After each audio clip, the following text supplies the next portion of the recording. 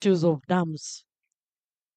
My chairman Moroto said that when they were in Kampala, it happened that they gave them the information that they knew it was wrong about the dams. But now my question is to the LC5s. I know all of them were there that day. Which action did they take that day? What did they discuss? Did they make noise that very time and they kept quiet there? Or they are still following on the issue of dams? Because I've come to understand that Karamoja is now, I think, a business to the outsiders. And another thing is the main channel of everything here is anger. How are we going to fight for this as leaders? We are thinking of something that will be there for generations. We need water. Why can't we not talk to the government to help us please construct the dams and please in a proper way so that we also get water for our people? Really? And another thing that pained me in the discussion, I'm sorry to say it, when the expert of climate was like, they knew that rain will not be in Karamoja. Really? After us losing a lot of money, that would help us at least every household to survive for up to next year. It's painful. I am really sorry to say it, but let's think what is the really actions we are going to take about the issues of Karamoja having dams, like having water. Either we can even put our weighted legs. Really, this is too. Let's think in the house. Really, let's not leave this issue just like that. No, our people are dying. We saw the way the drama is. That drama is painful. And to be honest with you, the trees people are cutting. It is not something maybe they are intending. It is because of the anger that we have in Karamoja. No one should lie you that our people are not doing that. They are doing that because there is a lot of anger in Karamoja. As leaders, the LC5, let's all come and see how to end this. Otherwise, Karamoja will be a business for other regions to benefit. Thank you. Thank you, Madam Youth. Thank you. Thank you so much. Mine is an addition to what has been discussed. If I see the theme for this year, shaping Karamaja future with inclusive governance and climate action. If we really want to achieve this, we need to integrate the science we have with the indigenous knowledge that our people, our Karamojong have. I take an example. If if our Nimurok who can foresee that yeah, who can Yes, foresee that's that okay. there is rain is going to come, but now they cannot determine that the rain is going to start this month, but they can say rain is going to come. But if you can integrate that science into the science of meteorological department, such that when they communicate, we get the same what? The same information. Uh, if we are talking about securing the future using the youth, we need to align this with what is going on. Stakeholders, the government, and us, the youth. When we bring about to skilling, a skilling hub, we also need to understand what is required in our area, such that when you get a skill, you come and implement from your area. Why can't we really? Why can't we really lobby for scholarship that can take us youth into geological survey? Our minerals are here. It is just other people who are benefiting from that, but we don't know how to survey. We don't know how to really check that the mineral is located in this quantity and these meters. So other people are the one who are coming to what to benefit from that. So I think in this budget of $84 million, it is really it is quite good. But if they come to implement what is designed in the plan, I think it may what? It may help. It may help us in the coming future. So with just few remarks, I beg to submit. Thank you. I think let's have the mic this side also. Okay, mine is just brief. I loved the time they were disaggregating the types of youth that we have. We have the youth who have not gone to school completely, and that is the countries that the youth who are in the crowds. The second type, those ones who went to school to drop, and the third is the one, okay, the way they mentioned, who went to school and they're not employed. Now, when you look at the budgeting, I've never seen the budget which is directly allocated to the youth who are in the crowds. I've never seen. Maybe if I've never seen. And when you see that, by the way, and this particular type of youth, they're the ones who actually in their own mode of survival. They do business, and much of their business they do cattle business, and they make their survival there. Let's assume if the government comes with some appropriate budget for them, they also put them in groups of their livestock groups of their that kind of business. Maybe to some extent, if insecurity of livestock can also reduce because they're into now business. Government also remembered them. Let's stop focusing on the youth who have gone to school. At least let's also have some focus on the youth who have never seen a blackboard and reduce maybe issues of animals stealing. Thank you. But if put the mic.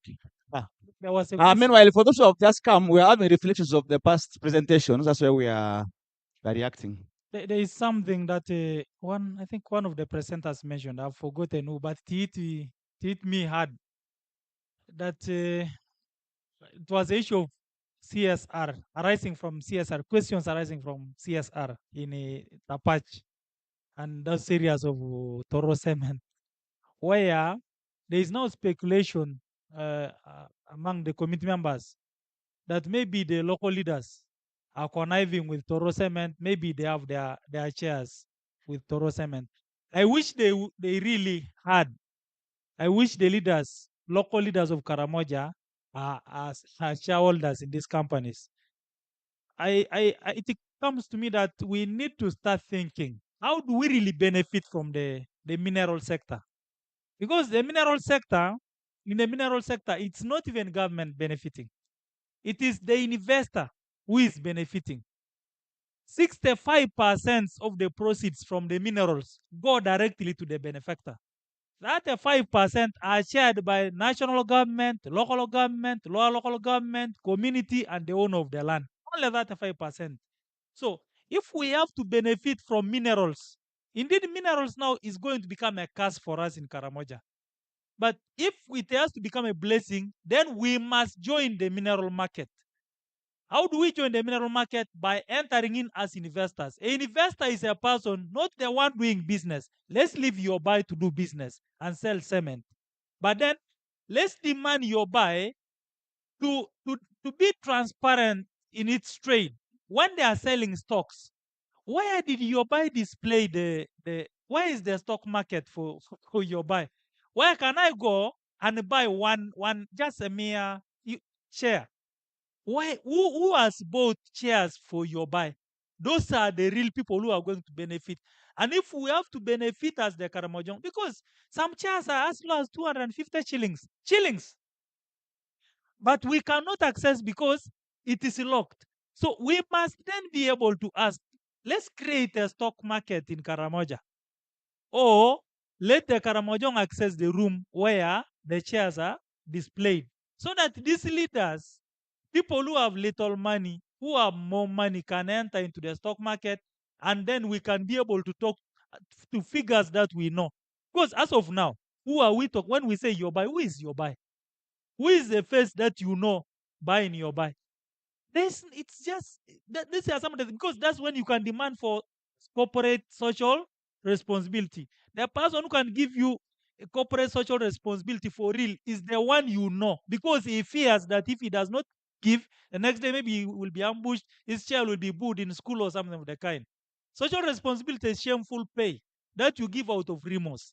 So we cannot hang there. Let's go and look for the market. Or as youth, our future is in demanding for transparency in trade, stock trade. Thank you. Thank you. I think we should stop here now because we're going for the next session.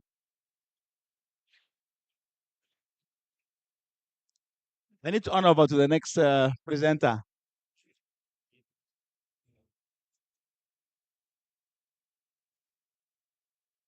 Thank you so much, Mr. Speaker.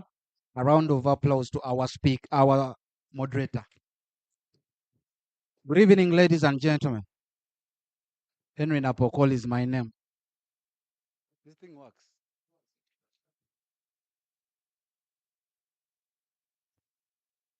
Okay. I've been seeing big people use it, so let me also take the chance. Not so? Uh-huh. Henry Napokol is my name. I work with Restless Development.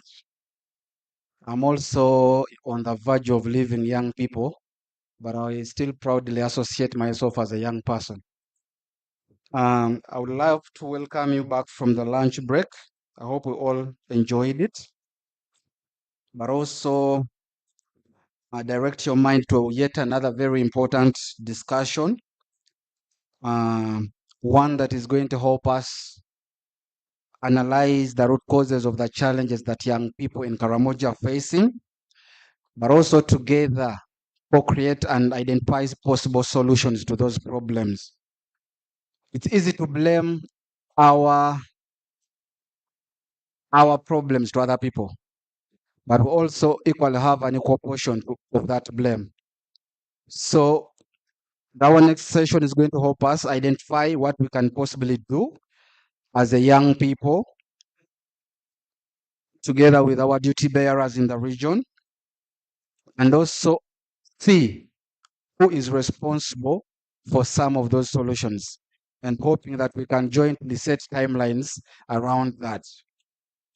So we're going to be building on from the conversation, from the morning session, from the panel discussions, into breakout sessions.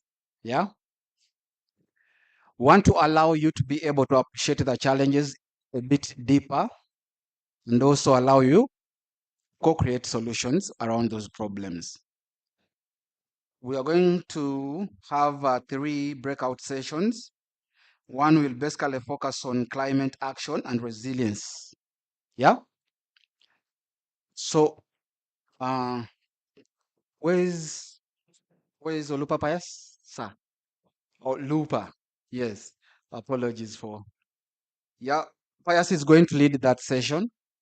Kindly, Pius, if you could identify yourself somewhere here, so that every young person or technical person under the CSO who has passion around climate change, you please move with Pius. Yeah, Pius, so that if you think your passion around Karamoja's problems is discussing climate change and suggesting solutions around that, yeah, you're going to follow Pius. Are we together? Let me see some people standing up, those with passion in climate change. Young people. These are our duty bearers. You can first stay back. We would want to align you to those sessions when they are already formed. Young people, I don't know if my guidance is not very clear. So we have 3 breakout sessions, and we are going this side. The first breakout session is around climate change and resilience. Yeah.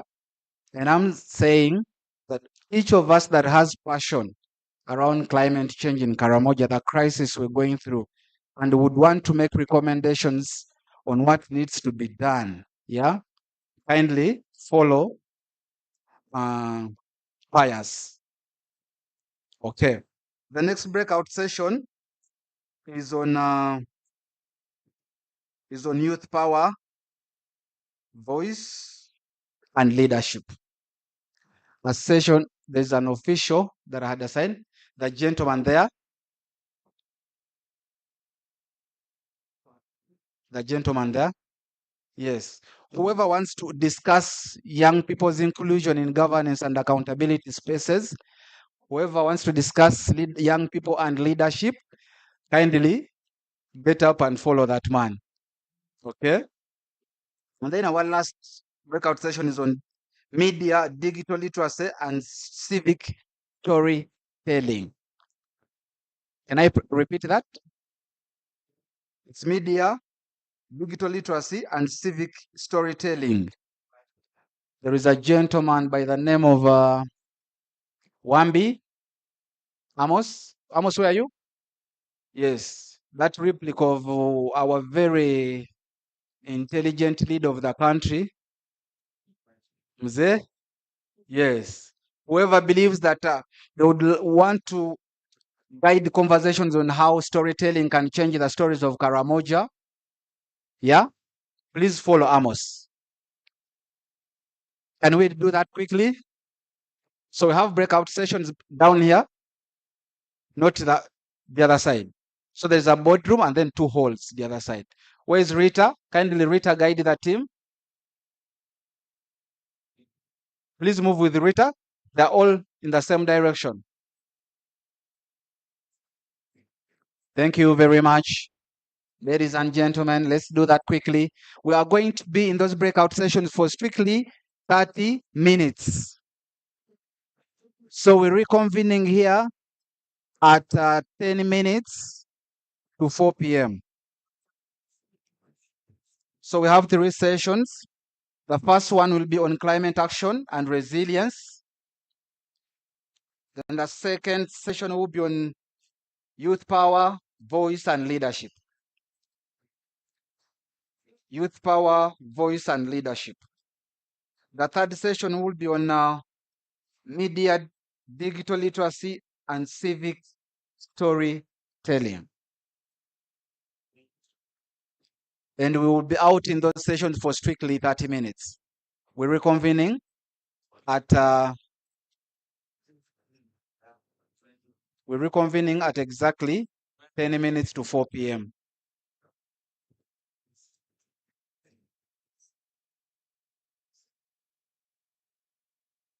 So our leaders, I would not wish to direct you to go anywhere, yeah, but I'm also very confident that you have significant contributions to all those sessions. Is that true? Am I wrong about that? So I would want to guide you, all of you, where the sessions are, and you can just keep walking in each of those, and you contribute depending on what's going on. That's my thinking. Let them first settle. Thank you. Thank you very much.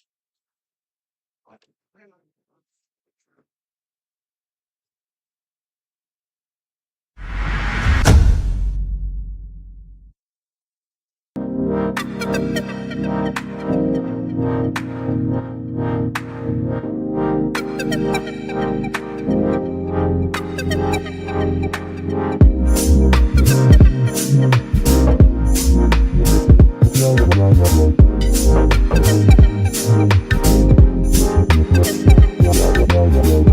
are here in Moroto to launch the Regional Youth Information Hub as sort of like an extension of what we have in Kampala, the MCI Media Hub, which is a convening for media innovation, content creation, digital content creation and everything. And now with support and with partnership with Restless Development and KSA supported by the Danish Embassy RDE, we have been able to launch today the Regional Youth Information Hub, which will become its own space where young journalists, content creators, storytellers can convene.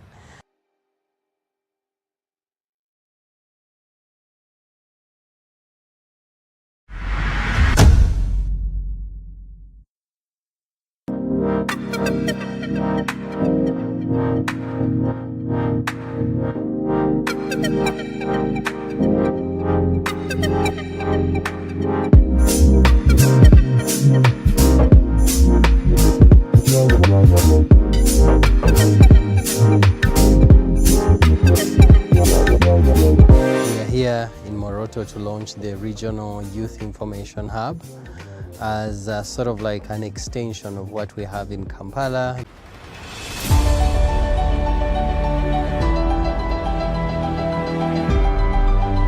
Welcome to the MCI Media Hub, and this is the event space. Well, first, we're going to have a short tour of the space, and I can't wait to bring you along with me.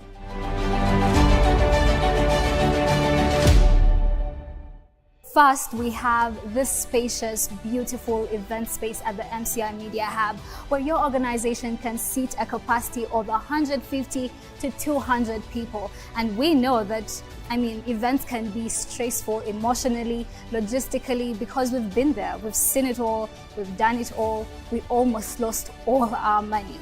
But what if I told you that you have the power and the choice to make sure that that does not happen again? Why? Because we've got you. We are a family and a community that is here to serve you. And next, we are going to be showing you the training room. Now, this is the MCI training room where you have to hold the vision and trust the process. Well, in this space is where groups or small groups of people can gather around and talk about great ideas, brainstorm, have training sessions, and just enjoy the process of creating together as a team. Now, follow me to another amazing space. This is the social media studio at the MCI Media Hub, where we can have online conversations with different people. We could have a backdrop for you at your conference or your event situated here at the MCI Media Hub, or we could actually come to right where your event is taking place. And the other thing is we have spiced up how we cover your event. We have the 360 camera that is so amazing and captures all angles at your organization's event. Now, you might ask, why do we have a social media studio? Well, numbers are going online. Everybody is going digital, and that is why we have the MCI Media Studio that is going to be coming to where you are, or you could actually come to us and have those meaningful conversations.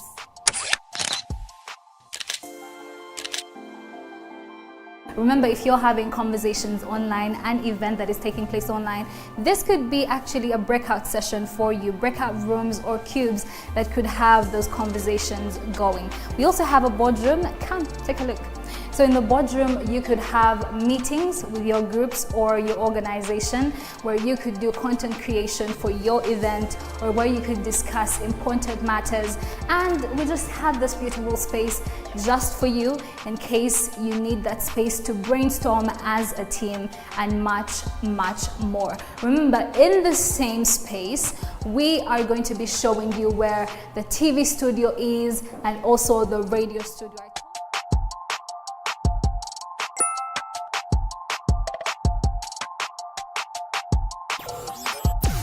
You're listening to MCI Radio, the coolest internet radio. MCI Radio for African voices. Well, welcome to MCI radio station, where all the magic happens in production. This right here is madness.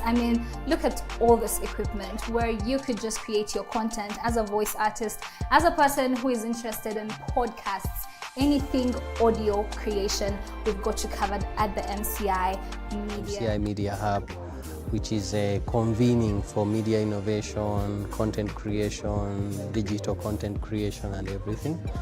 And now with support and with partnership with Restless Development and KSA, supported by the Danish Embassy RDE, we have been able to launch today the Regional Youth Information Hub, which will become its own space where young journalists, content creators, storytellers can convene.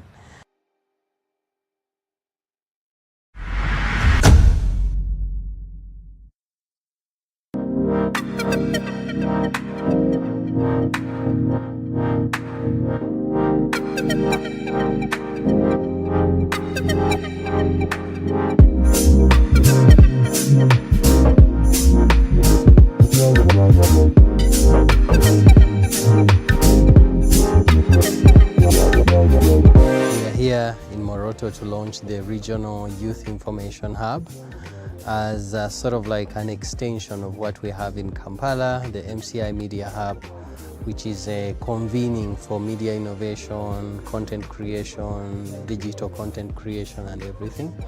And now with support and with partnership with Restless Development and KSA, supported by the Danish Embassy RDE, we have been able to launch today the Regional Youth Information Hub, which will become its own space where young journalists, content creators, storytellers can convene.